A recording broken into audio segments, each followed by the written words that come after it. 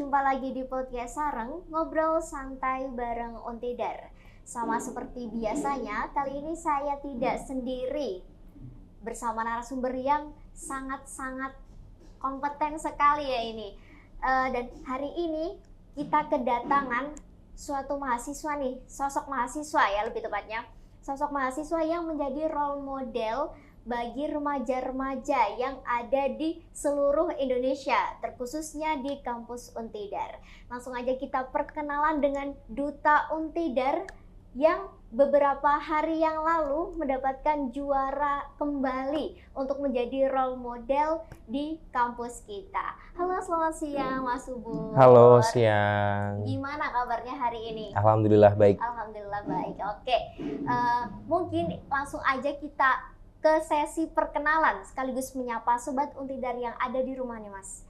Mungkin bisa perkenalan, nama, prodi, dan sekaligus menyapa Sobat Untidar. Halo Sobat Untidar, perkenalkan saya Rahmat Subur Santoso, S1 Manajemen, saya baru semester 3. Halo. Wow, baru semester 3. Itu nama panggilannya Mas Subur ya berarti? Subur, iya. Oke. Baru semester 3 dari prodi S1 Manajemen. Dan langsung aja kita ke pertanyaan podcast Sareng pada hari ini ya. Okay. Kita santai-santai aja ya nih Siap. Mas. Oke. Untuk pertanyaan yang pertama nih, dari perlombaan yang sebelumnya kan jadi Duta Untidar ya? Betul Kak. Oke. Dan baru saja beberapa hari yang lalu menjuarai perlombaan apa? Pemilihan remaja berbudi pekerti tingkat nasional. Oke, pelaksanaannya di mana? Pelaksananya di Universitas Pendidikan Ganesha di Bali, Kak. Oh, di Bali, di Pulau Dewata ya? Betul, Kak. Kalau boleh tahu nih spesifik tanggalnya, tanggal berapa? Untuk pelaksanaannya dimulai dari tanggal 24 itu grand finalnya, dari 24 sampai tanggal 28. Jadi grand finalnya itu tanggal 28, Kak. Oke, berarti 8 untuk grand final, pelaksanaan malam grand finalnya. Oke. Selanjutnya nih Mas Subur, dari pemilihan remaja budi pekerti tingkat nasional ini. Nah, itu dari Untidar hanya Mas Subur saja atau ada finalis lain? Jadi kalau untuk perwakilan ini hanya saya, Kak. Saya sendiri untuk mewakili Universitas Tidar ini. Oke. Selanjutnya, untuk peserta-peserta lain mungkin dari banyak mana ya? Peserta itu ada dari Universitas Lambung Mangkurat, terus kemudian ada Universitas Jambi, ada dari Universitas Esa Unggul, terus ada dari Universitas Diponegoro, terus kemudian ada dari Universitas Pendidikan Ganesha-nya itu sendiri, Kak. Jadi ada banyak sekali universitas-universitas lain yang mengikuti perlombaan ini juga dan mengirimkan satu-satu. Kalau nggak salah itu masing-masing universitas itu mengirimkan satu perwakilan, Kak. Oke, dari setiap universitas mengirimkan satu perwakilan untuk menjadi duta dalam pemilihan remaja berbudi pekerti ini nasional ini ya. Dan selanjutnya nih Mas, terkait perlombaan duta, kalau boleh tahu nih, ini untuk hal yang pertama kalinya, tentunya dua kalinya ya, maksudnya pertama kalinya setelah menjadi duta Untidar, atau sudah memang sering mengikuti perlombaan duta seperti ini? Ya, jadi alhamdulillah saya diberikan amanah sebagai duta-duta itu dari tahun 2021. Tepatnya pada tahun 2021 saya diberi amanah sebagai duta generasi berencana, duta genre Kabupaten Cilacap tahun 2021, terus kemudian duta pariwisata atau duta wisata Kabupaten Cilacap tahun 2022, terus kemudian pemuda pelopor bidang kepariwisataan Kabupaten Cilacap tahun 2022, 2023 menjadi duta kesehatan mental Universitas Tidar tentunya, 2024 menjadi duta kampus Universitas Tidar, dan alhamdulillah amanah baru remaja berbudi pekerti tingkat nasional. Wow, prestasi yang memukau. Setiap tahun nggak berhenti berarti ya Mas. Alhamdulillah selalu diamanahi menjadi sebuah role model bagi remaja ya. Betul, Kak. Dan selanjutnya nih Mas, terkait perlombaan yang diikuti tersebut itu kan spesifik dari duta gitu kan? Iya. Nah, apa sih yang membuat Mas Subur tertarik mengikuti perlombaan sebagai duta-duta, entah itu duta yang tadi disebutkan dan atau duta yang baru saja dijuarai ini, dan apa motivasinya? Baik, tentunya kalau bagi saya ini bukan suatu hal yang baru ya Kak, karena sudah pernah dan hampir mirip-mirip saja. Tentunya kita harus menguasai materi, terus kemudian bisa menyampaikan apa yang ingin kita sampaikan dengan baik atau public speaking gitu. Terus kemudian tentunya kalau berhubungan dengan menjadi insan yang bermanfaat. Nah, jadi sebaik-baiknya manusia adalah dia yang dapat manfaat tentunya bagi diri sendiri, terus kemudian orang lain dan masyarakat sekitar. Motivasinya adalah itu, Kak. Jadi tentunya kita sebagai role model harus memberikan contoh yang baik, terus kemudian kita juga harus ada outputnya, jadi harus memberikan dampaknya. Jadi setelah terpilih tidak hanya sebatas label, tapi harus memberikan edukasi tentunya. Gitu. Jadi motivasinya adalah ingin memberikan impact positif atau dampak positif kepada remaja-remaja tentunya yang ada di Universitas Tidar khususnya, karena sangat-sangat diperlukan pada zaman-zaman sekarang ini. Tentunya banyak sekali remaja-remaja yang mungkin sudah mulai tergerus moralnya karena perkembangan zaman digitalisasi ini yang mengikuti budaya-budaya luar yang ada, Kak, seperti itu. Oke, selanjutnya langsung mengerucut ke perlombaan yang baru saja dijuarai, juara 2 pemilihan remaja berbudi pekerti. Remaja berbudi pekerti tingkat nasional. Oke, langsung aja kita mengerucut ke yang baru saja dijuarai ya. Untuk mekanisme dari perlombaan yang kemarin diperoleh di Pulau Dewata tersebut itu seperti apa? Mungkin bisa diceritakan ke Sobat Untidar yang ada di rumah dari pra pelaksanaan sampai pelaksanaan. Iya. Baik. Tentunya bukan suatu hal yang mudah dan banyak sekali tahapan-tahapannya, mulai dari ada buka informasi terkait dengan pendaftaran. Setelah mendaftar itu kita harus membayar biaya pendaftaran, terus kemudian kita ada tahapan pemberkasan di mana kita harus menyertakan data diri kita, terus kemudian prestasi apa yang sudah diraih yang kemudian kita lampirkan dalam CV kita. Setelah itu, setelah proses pemberkasan berlangsung, setelah selesai diumumkan peserta yang lolos dan alhamdulillah masuk. Setelah itu ada tes kepribadian. Dan di pemberkasan itu juga disertakan penilaian kepribadian yang ditandatangani oleh pimpinan fakultas, Kak. Jadi dilampirkan, setelah itu baru ada tes kepribadian yang diselenggarakan oleh panitia yang diikuti oleh seluruh peserta. Itu berlangsung selama 90 menit dan mengerjakan soal itu online, Kak. Jadi setelah itu, setelah masuk seleksi itu ada lagi masuk ke karantina langsung ya di tanggal 24. Namun sebelum itu kita ada disuruh untuk membuat esai dan video profile. Tentunya kita menceritakan yang berkaitan dengan apa yang sudah dilakukan untuk membantu melaksanakan mencapai tujuan dari program SDGs atau jadi itu. Setelah di karantina mulai dari tanggal 24 kita ada wawancara, terus kemudian kita ada minat bakat. Kebetulan saya karena dari Jawa Tengah menampilkan minat bakat ngedalang atau wayang, menampilkan wayang Terus kemudian setelah minat bakat di hari selanjutnya ada presentasi esai. Setelah kita membuat esai, kita presentasikan, dan setelah itu kita ada pengabdian di masyarakat. Kita ada pengabdian di masyarakat, kita di Desa Les. Itu kita ada explore pembuatan garam, cara mengemas garam, terus kemudian ada explore wisata di sana, kemudian ada pengabdian di masyarakat, dan kita juga belajar bagaimana cara kita membuat pakan ikan di lini aquaculture di Desa Les juga. Itu merupakan satu kesatuan juga, dan pengolahan sampah itu membuat kompos. Setelah itu, setelah selesai karantina ada pengabdian, sebelum itu juga ada pengabdian masyarakat yang kita membantu masyarakat di kegiatan sehari-harinya, dan setelah itu baru masuk di grand finalnya. Jadi prosesnya cukup panjang dan harus dilalui, serta kita harus menampilkan yang maksimal seperti itu, Kak. Oke, berarti suatu perlombaan ini nggak mudah juga untuk dilaluinya ya. Betul, Kak. Benar-benar melewati proses yang step by step untuk babak penyisian. Betul, Kak. Oke, dan awardingnya di tanggal 28-nya. 28 bulan Oktober. Bulan ini. Bulan kemarin ya, karena sekarang udah November. Sekarang udah November. Berarti bulan kemarin. Bulan kemarin. Oke. Dan terkait informasi nih, Mas, dalam pengikutan duta ini, informasinya diperoleh dari mana sih? Sebetulnya kalau informasi itu karena pihak panitia memiliki media partner yang cukup banyak, yang itu sudah disebarkan melalui media partner yang bekerja sama dengan panitiaan. Namun kalau saya mendapat informasi selain dari Instagram, saya juga mendapatkan informasi dari grup duta. Jadi dari universitas kita, Universitas Tidar itu mengirimkan informasi bagi siapa yang berminat silakan untuk mendaftar seperti itu Kak. Jadi kita berdiskusi antar grup duta, kemudian akhirnya saya yang mewakili Universitas Tidar untuk lomba ini Kak, seperti itu. Oke, selanjutnya dari perlombaan-perlombaan yang diikuti dari dunia perdutaan nih.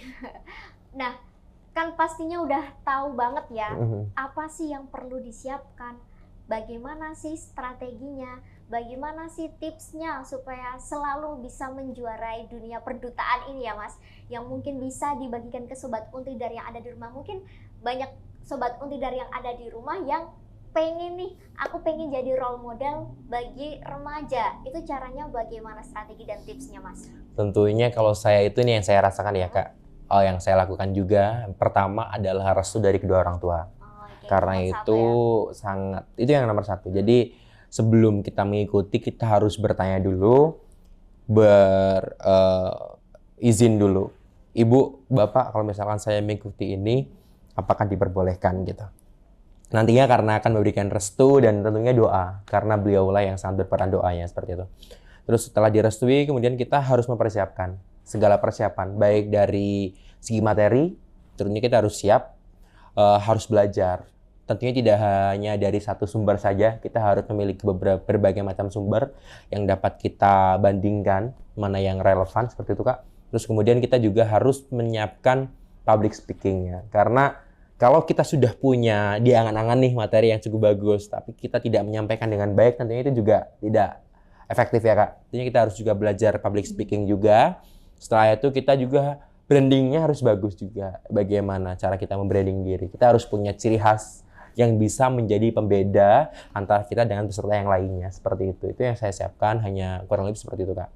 Jadi intinya, kalau sudah diniatkan, harus sungguh-sungguh dan serius tentunya. Jangan main-main. Jadi kalau misalkan, kalau pengen naik, naiklah sekalian. Kalau pengen enggak, ya udah. Gitu, iya, jangan tanggung-tanggung. Jangan tanggung-tanggung. Kalau misal tanggung-tanggung itu kayak nggak di atas, nggak di bawah. Iya, gitu. setengah-setengah. Kamu mau, ya kamu harus bisa, serius harus gitu Kak. maksimal, Betul gitu Kak. ya, Mas Iya. Subur. Oke, selanjutnya menjadi role model tentunya bagi remaja di era sekarang itu bukanlah suatu hal yang mudah ya. Betul sekali. Kita harus bisa mempengaruhi mereka dengan apa yang kita lakukan, supaya menginspirasi mereka ya Mas Betul, Subur. Kak. Dan selanjutnya dalam pemilihan duta ini atau duta yang sebelum-sebelumnya, itu apa yang sudah dilakukan oleh Mas Subur, dan dalam pemilihan duta juara 2 pemilihan remaja berbudi pekerti tingkat nasional ini apa yang akan dilakukan ke depannya? Baik, tentunya yang sudah dilakukan adalah bagaimana cara kita memberikan contoh yang baik ya Kak ya. Karena kita harus mencontohkan diri kita terlebih dahulu. Bagaimana cara kita dalam melakukan aktivitas sehari-hari, tentunya menjadi remaja yang berbudi pekerti, yang melestarikan nilai-nilai tradisional yang sudah ada pada zaman dulu dan sampai zaman sekarang ini, karena tidak bisa dipungkiri kita terakhir dari nilai-nilai tradisional. Karena sekarang zamannya sudah perkembangan zaman cukup canggih, sudah zamannya digitalisasi dan modernisasi ya. Kita yang ditakutkan adalah terbawa oleh arus atau mulai terkikisnya nilai-nilai yang ada Kak. Jadi yang dilakukan tentunya adalah memberikan contoh yang baik. Terus kemudian yang akan dilakukan tentunya kita harus melakukan edukasi. Edukasi, saya punya program namanya adalah Genre Milenial Berbudi. Jadi genre MB. Jadi gerakan edukasi milenial berbudi. Bisa dilakukan melalui dua metode. Yang pertama ada metode online ataupun yang kedua adalah offline. Jadi kalau misalkan online itu kita memanfaatkan platform yang ada seperti menggunakan media sosial Instagram, bisa di status WA, terus kemudian bisa di TikTok. Kalau untuk offline-nya, kita bisa offline ketika kita berada di kampus. Bisa menggunakan media seperti poster, pamflet, ataupun leaflet seperti itu yang bisa kita sebarluaskan, baik di lingkungan kampus ataupun di lingkungan kampus yang ada. Minimal lingkungan kita terlebih dahulu, baru ke yang lainnya seperti itu. Berarti memanfaatkan adanya digitalisasi ya tentunya, karena tidak dapat dipungkiri remaja sekarang itu selalu sangat berkesinambungan, tidak bisa terlepas dengan digitalisasi. Iya. Oke. Selanjutnya nih Mas Subur, tadi dikatakan dari remaja berbudi pekerti. Nah, aku mau tanya nih terkait definisi dari remaja berbudi pekerti itu seperti apa menurut Mas Subur? Apa hanya sekedar aku berperilaku baik udah dikatakan berbudi pekerti yang baik atau apa? Jadi kalau saya itu singkat saja ya, kalau berbicara tentang remaja berbudi pekerti itu ya sebetulnya tidak ada tolak ukurnya ya Kak. Jadi tidak ada alat ukurnya yang bisa menentukan ya. Jadi aku nanya menurut definisi dari Mas Subur sendiri itu apa? Jadi biasanya itu kadang kita sudah berbuat baik saja masih dinilai buruk ya sama orang lain. Jadi tentunya karena tidak ada alat ukur yang bisa menentukan oh kamu berbudi pekerti, oh kamu tidak. Tentunya kita semaksimal mungkin, sebaik mungkin kita harus melaksanakan aktivitas sehari-hari kita dengan sesuai dengan norma-norma yang ada. Jadi intinya kalau Islam itu, kalau saya Muslim ya Kak, kalau kita Muslim itu ya lakukan yang diperbolehkan dan jauhi larangan yang sudah ditentukan. Jadi kita harus melakukan aktivitas itu sesuai dengan norma-norma yang ada, lakukan sesuai dengan mana yang baik, mana yang enggak, mana yang batil, mana yang tidak bisa dilakukan. Jadi betul-betul kita melakukan apa yang di jalurnya gitu Kak. Misalkan melakukan aktivitas ya kita harus sebaiknya, selayaknya, mana yang baik, mana yang tidak kita jauhi seperti itu. Jadi kita saling menghormati, kita saling menghargai satu sama lain, terus kemudian kita menjunjung gotong royong, terus kemudian kita harus tidak membedakan antara oh kamu dari sana, saya dari sini seperti itu. Terus kemudian tidak membanding-bandingkan ras, suku, agama, dan tentunya fisik juga ya Kak. Jadi kita harus betul-betul mengamalkan sebagai remaja yang berbudi pekerti dengan nilai-nilai yang sudah ada Kak, seperti itu.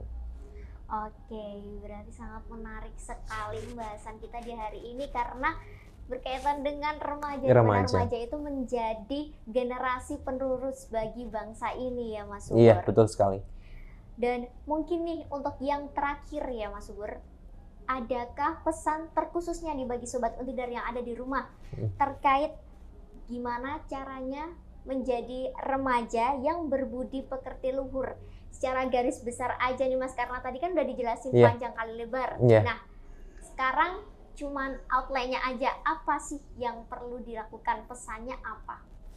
Tentunya kalau saya itu tetap berpegangan pada motivasi saya atau moto saya, yaitu sebaik-baiknya insan atau manusia adalah ia yang dapat bermanfaat bagi diri sendiri, orang lain, dan lingkungan sekitar. Jadi pesan saya adalah lakukan apa yang selayaknya kamu lakukan dan jauhi yang tidak selayaknya kamu lakukan.